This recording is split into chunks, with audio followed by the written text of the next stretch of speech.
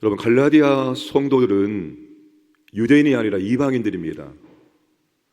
그들은 바울을 통해서 복음을 듣고 예수 그리스도의 복음을 듣고 믿음으로써 구원을 받았습니다. 성령을 받았고 성령을 체험했습니다. 그런데 미혹에 넘어가서 성령 받은 것이 율법의 행위인지 믿음에서인지를 분명하게 모르는 어리석은 자들로 전락하였습니다. 갈라디아 성도들은 하나님이 유대인들에게 주신 율법을 지켜야 하나님의 백성이 되고 완전한 구원에 이른다는 말에 넘어가서 율법을 지키는 것입니다.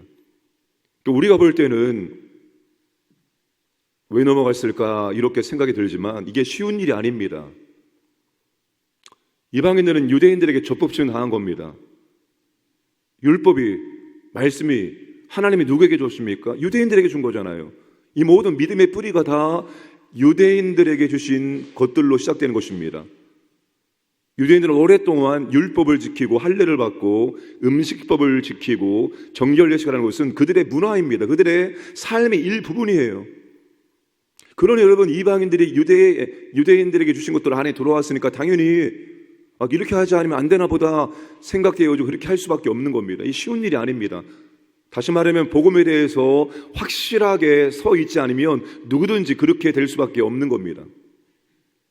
바울이 그거 아니다, 그건 잘못된 것이다, 갈라디아 성도들이 지금 혼동하고 있는 것을 바르게 교정하기 위해서 율법과 믿음을 대조해서 설명합니다. 자, 율법이 무엇이냐? 2절에 율법의 행위로는 절대로 성령을 받지 못한다.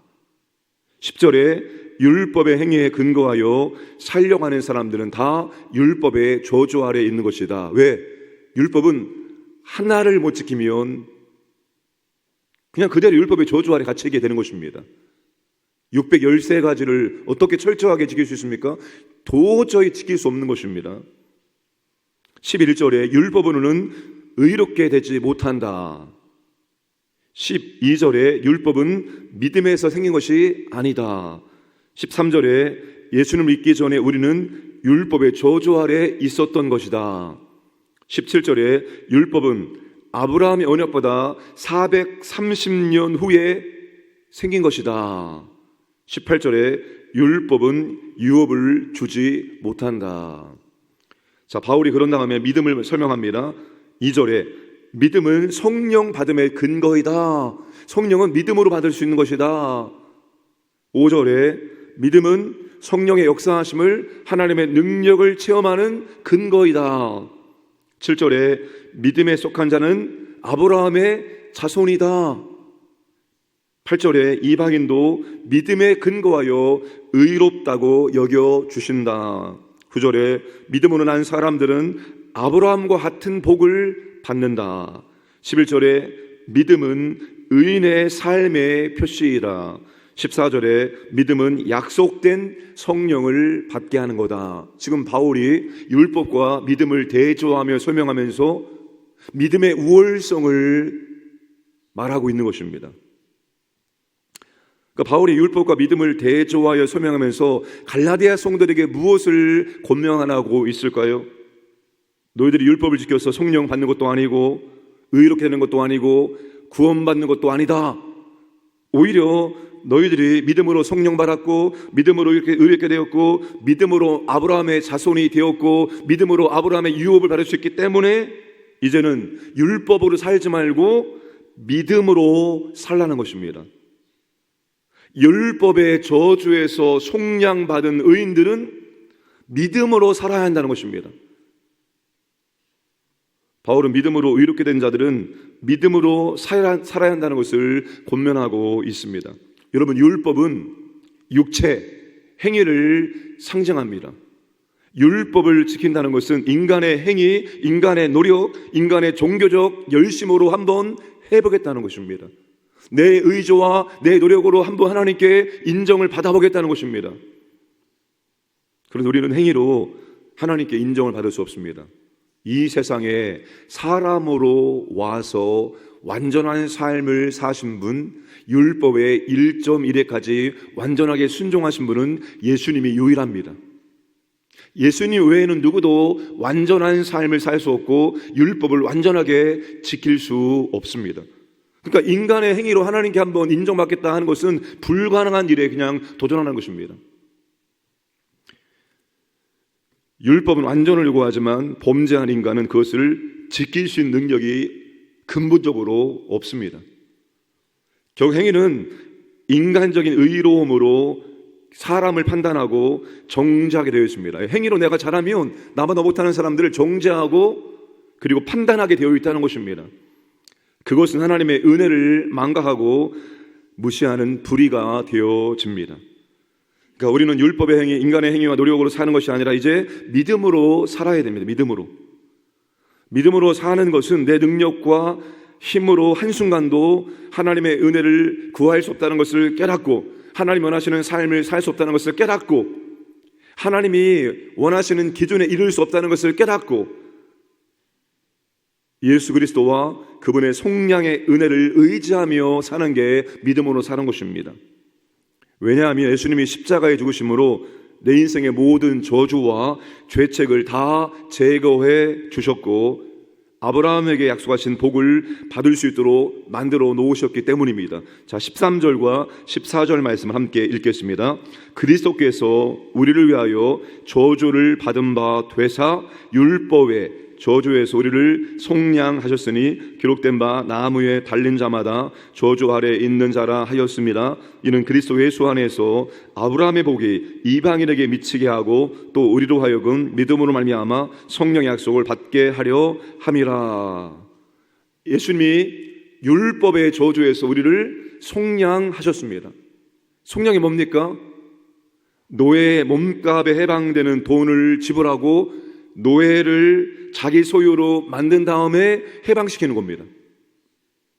예수님이 우리의 죄값을 대신 지불하셔서 우리를 죄와 사망과 율법의 저주에서 해방시켜 주셨습니다. 그리고 율법의 저주에서 우리를 속량하신 목적이 그리스도 예수 안에서 아브라함의 복이 우리에게 미치게 하고 아브라함의 복을 우리가 누리고 믿음으로 말미암아 약속하신 성령을 받게 하기 위함입니다. 따라서 믿음으로 사는 것은 예수님을 의지하며 사는 것입니다. 여러분, 믿음으로 사는 게 뭡니까? 나를 의지하지 않는 것입니다. 지금 내게 있는 것들, 물질, 지식, 경험, 그 어떤 것도 의지하지 않고 이제 그리스도 예수를 의지하는 겁니다. 예수 믿는 삶이 뭐냐? 여러분, 예수 믿는 삶이 무엇입니까? 라고 물어보면 예수 믿는 삶은 이것입니다. 한마디로 정의할 수 있는 게 바로 갈라디아서 2장 20절입니다. 내가 그리스도와 함께 십자가에 못 박혔나니 그런즉 이제는 내가 사는 것이 아니요 오직 내 안에 그리스도께서 사시는 것이라. 이제 내가 육체 가운데 사는 것은 나를 사랑하사 나를 위하여 자기 자신을 버리신 하나님의 아들을 믿는 믿음 안에 사는 것이라. 이게 예수 믿는 삶을 한마디로 정의한 것입니다. 예수 믿는 삶은 여러분 나를 의지하는 것이 아닙니다. 나와 관련된 것들을 의지하는 것이 아닙니다. 이제는 내 안에 계신 예수 그리스도만을 철저하게 의지하는 것입니다. 믿음이 좋다, 믿음이 나쁘다, 믿음이 강하다, 믿음이 약하다, 믿음이 크다, 믿음이 작다, 이 기준이 뭡니까? 그 사람이 예수님을 얼마나 의지하는 삶을 사느냐입니다. 그게 믿음의 기준이에요. 참된 믿음의 기준은 내 안에 계신 예수 그리스도를 얼마나 의지하며 사느냐. 예수님을 의지하면 의지할수록 내 안에 계신 주님께서 내 삶을 통해서 드러나고 나타나는 겁니다. 그런데 예수를 믿어도 안 믿는 사람과 똑같은 삶을 사는 사람들이 있습니다. 예수를 믿는지 안 믿는지 도통 모를 정도로. 그 차이가 뭡니까? 예수를 의지하지 않기 때문입니다. 그냥 내가 예수 믿기 전에 과거에 의지했던 것 똑같이 의지하고 과거에 살았던 삶의 모습도 똑같이 하면 예수를 믿어도 전혀 예수를 안 믿는 사람처럼 보입니다. 우리는 예수님을 의지하는 만큼 예수님이, 내 안에 계신 예수님이 나를 통해서 드러나게 되어 있습니다. 그럼 예수님을 내가 늘 의지하며 산다는 게 뭡니까? 모든 순간 예수님께 먼저 기도하며 사는 삶입니다. 뭘 하든지 누굴 만나든지 항상 먼저 기도하는 겁니다. 주님 도와주세요. 주님 역사해 주세요. 항상 내 안에 계신 예수님께 기도한 다음에 하는 거, 그게 예수님을 매사에 의지하는 삶을 사는 겁니다. 그리고 예수님의 속량의 은혜를 의지하며 사는 게 바로 믿음으로 사는 것입니다. 그러니까 믿음으로 사는 것은 신앙의 규례들, 예배, 헌금, 전도, 봉사 등등 이런 행위들을 얼마나 많이 하느냐, 얼마나 잘하고 있느냐가 기준이 아닙니다. 물론 이런 것들은 우리가 마땅히 해야 될 것들입니다. 이런 것들을 하지 않으면서 난 믿음이 좋다, 믿음으로 산다 말할 수 없습니다. 그럼 이런 것들을 내가 지금 잘하고 있다, 그렇다고 해서 믿음이 좋냐 말할 수 없습니다. 왜? 그게 기준이 아니기 때문입니다. 이런 신앙의 규례들을 잘 지키고 많이 한다고 해서 예수님을 의지하는 것이냐? 의지할 수도 있고 그렇지 않을 수도 있습니다. 참된 신앙의 기준은 진심으로 예수님을 의지하고 성령님을 의지하고 예수님의 속량의 은혜를 의지하고 예수님의 속량의 은혜를 누리는 것입니다. 여러분, 이 귀신 추방을 해야지 주님이 정말로 마귀를 머리를 깨뜨리셨고 이 마귀가 귀신들이 예수님의 이름 앞에 순종한다는 것을 알 수 있습니다. 여러분, 예수 신자들도 귀신의 영향을 받을 수 있습니다. 영이 아니라 우리의 혼의 영역에서, 우리 육체의 영역에서 귀신의 영향력 받을 수 있습니다. 우리의 소유권 하나님, 주님입니다. 근데 귀신은 우리를 사용할 수 있습니다. 왜? 우리가 죄 짓고 우리가 주님을 의지하지 않고 우리가 세상의 방식대로 살면 귀신이 여러분 발판을, 역사할 수 있는 발판, 귀신이 우리를 이용할 수 있는 발판을 마련합니다. 근데 여러분, 귀신이 영향을 받은 사람들 있잖아요. 귀신을 추방할 때 예수님의 이름으로 명하노니 잠잠하라 하면 꼼짝 못합니다.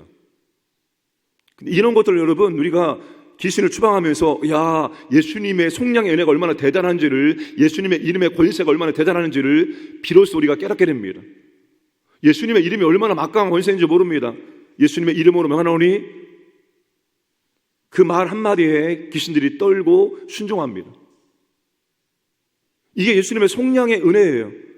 죄와 사망과 율법의 저주의 소리를 건져내시고 우리를 자유케 하심으로 이 은혜를, 이 아브라함이 주신 은혜와 복을 우리가 누리며 사는 것이 바로 예수 그리스도를 의지하는 삶을 사는 것입니다.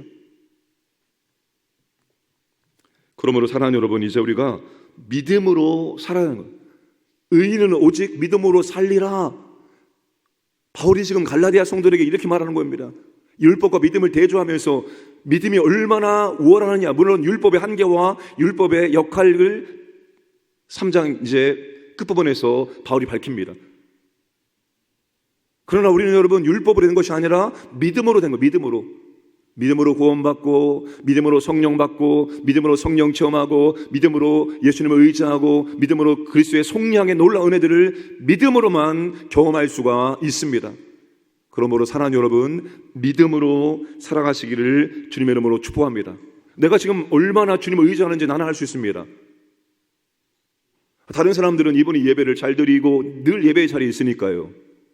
늘 말씀을 공부하고, 믿음의 이런 신앙에 이런 규례들이 있으니까 믿음이 좋은 것처럼 보이지만 자신은 압니다. 내가 진짜 예수 그리스도를 의지하며 살고 있는지, 내가 진짜 내 안에 계신 성령님을 의지하고 성령의 능력으로 모든 것을 감당하려고 하는지 자신은 알고 있습니다. 오늘 저와 여러분들은 오직 믿음으로 살아야 됩니다. 그 믿음으로 산다는 것은 예수 그리스도를 믿는다는 것이고 성령을 의지한다는 것이고 예수님의 속량의 은혜들을 내가 의지하며 사는 것이 믿음으로 사는 것입니다. 믿음으로 살려고 애쓰면 애쓸수록 성령의 은혜를, 능력을 체험하고 예수 그리스도가 우리의 삶을 통해서 드러나게 되어 있습니다. 믿음으로 살아가심으로 말미암아서 예수님이 우리의 삶을 통해서 영광스럽게 드러나기를 주님의 이름으로 축복합니다. 감사하신 아버지 하나님, 오늘도 우리에게 복된 날을 허락하시고 하루의 첫 시간을 주의 말씀을 듣고 우리가 기도할 수 있도록 은혜의 주심을 감사합니다. 우리가 주의 말씀을 분명하게 확실히 알므로 말미암아서 다른 그릇된 이론과 사상에 넘어가지 않도록 은혜를 베풀어 주옵소서. 이제 우리는 아버지 하나님, 인간의 행위와 노력으로는 절대로 하나님을 만족시킬 수 없고 하나님이 원하시는 삶을 살 수 없다는 사실을 인정하고 이제는 우리가 믿음으로 살 수 있도록, 오직 예수 그리스도를 의지하며 살 수 있도록, 오직 성령님을 의지하며 살 수 있도록 우리에게 믿음을 더하여 주옵소서. 그 예수 그리스도와 성령님을 의지하고 나아갈 때 우리가 더욱더 성령님을 풍성하게 경험할 수 있도록 역사하시고 예수 그리스도의 십자가의 속량의 은혜를 더 풍성히 누릴 수 있도록 은혜를 베풀어 주옵소서. 이 나라와 이 민족을 하나님 아버지 보호하여 주시기를 원하며 한국교회를 보호해 주시기를 원하며 우리 광인의 모든 가족들을 지켜 주옵소서. 직장, 사업장, 가정과 자녀들 재산을 보호하시고 오늘도 아버지 하나님이 인도하시고 하나님을 의지할 때, 주님을 의지할 때 주님의 도우심을 체험할 수 있도록 역사하여 주옵소서. 새벽을 깨워 기도하는 주님의 자녀들에게 하나님 아버지 가까이에 이르시고 하나님과 교제하는 시간 되게 하시고, 기도할 때 하나님께서 우리의 삶을 지도하시고 아버지 뜻을 알게 하시고 우리의 삶을 인도하여 주옵소서. 감사드리며 모든 말씀 예수님의 이름으로 기도드리옵나이다. 아멘.